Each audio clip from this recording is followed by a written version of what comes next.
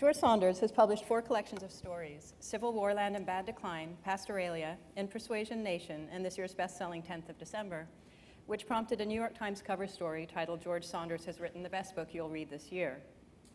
He's also the author of the essay collection The Brain-Dead Megaphone, the children's book The Very Persistent Gappers of Fripp, and the novella The Brief and Frightening Reign of Phil. I just like reading those titles. Yeah. This year, he was named one of the 100 most influential people in the world by Time magazine. Yeah. Hold on. Oh, there's a tornado in Asia. Hold on a second. I got it. Go ahead. That's good. A satirist, a sociologist, and a stylist, Saunders would never write a story about the love between a boy and a girl when he could write a story about the love between a boy and a girl who were being held hostage in a futuristic test marketing prison. Or a story about the love between a boy and a girl pretending to be Neanderthals in a prehistoric theme park. Saunders has a fictional terrain that ranges from sinister drug trials to psychotic war veterans to murdered polar bears. But in his cartoonish dystopias, there's always something forcefully and undeniably humane. His backdrops thrill and entertain without ever interfering with the emotional core of the work. It's about love, it's about loyalty, it's about fathers and mothers and husbands and wives and children working through the many difficult and complex circumstances the world thrusts on them. Saunders' grasp of the vernacular, or rather of the many different forms of vernacular as it varies between classes, races, and generations, is uncanny. By making us hear how people talk, he teaches us how people think. His comedy is so linguistically creative, so narratively absurd, and so realistically rendered that it's as if Henry James and Nabokov had had a love triangle with Monty Python. Please welcome George Saunders. You grew up in Chicago.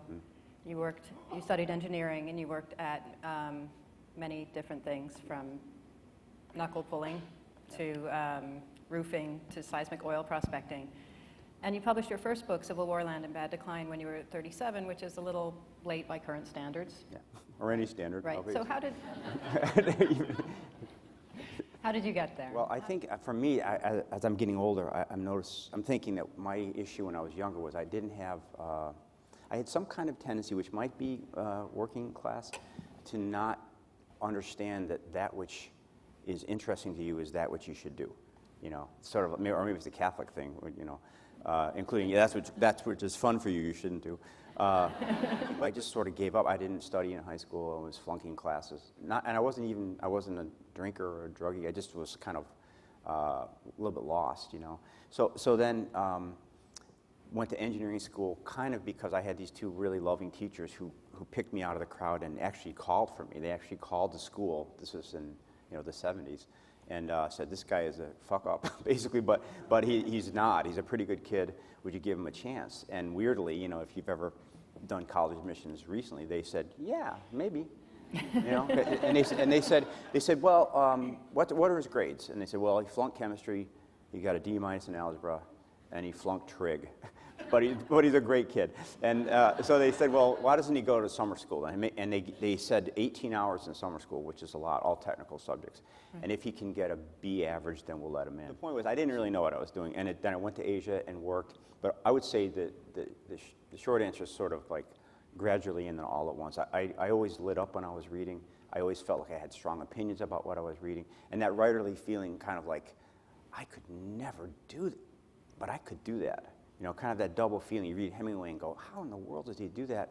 And yet something in me is responding to it in a way that tells me I maybe could do something similar.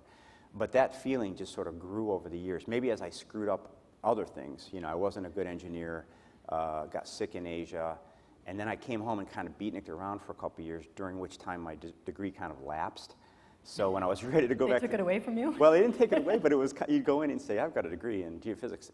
And they say, but that was from 3 years ago. Yeah. What have you been doing since? Well, you know, kind of roofing and, you know, and so at some point it became kind of clear that I had to, not only did I had to choose, but my heart finally my heart was saying, you really have to do this, and I, you know, gave into it. And then I started to make progress. At the same time, you were writing 500-page papers on waste contamination and treatment and so on at the firm you were working at. And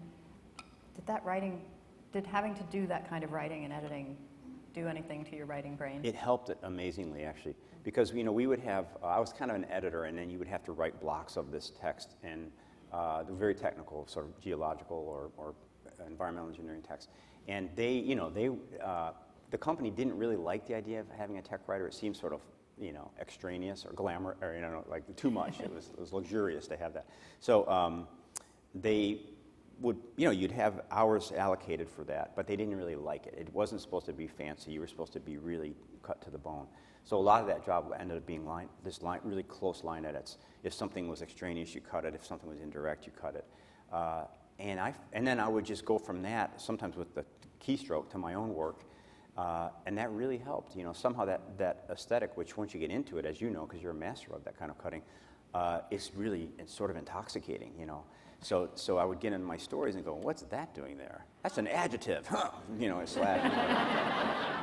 I had one boss actually I sent my first story to the New Yorker in like 1990, and I got the coveted nice rejection. Right, at that point there were two different rejection forms. Right, One, at least two. One that was more encouraging than the other one. Right. Yeah. Well, just to even get a form at that point Right. was a big deal instead of just, and I was so happy, I couldn't help it. And so I went, I went into the copy room and I saw my boss there, and I said, I have to show you this, because they didn't know I was writing at work. And I thought, it'll be all right. It's a New Yorker. He's going to be so proud. And I showed it to him, and he got this kind of look. And I remember, it was the first time I'd heard this construction where you say, George man. He said, George man. Yes? Well, he said, we've been meaning to talk to you about your use of corporate resources. Oh, dear. So apparently it had gotten, sometimes I would send a print job and it would be a story and somebody would get there first. So it was crushing, that at this moment of like incredible triumph, Yeah. a nice rejection letter from the New Yorker.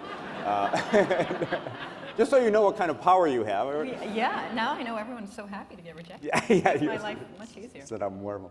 But at that moment, they had him kind of turn on me like that. And what I basically said was, all right, you have just given me a Radiant Corporation grant for the arts, and I'm going to rob you blind. I'm going to, every time I could get a couple extra hours, I would take them then. Yeah.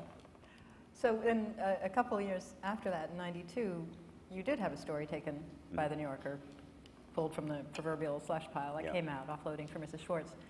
And a few years later, you published Civil War Land in Bad Decline.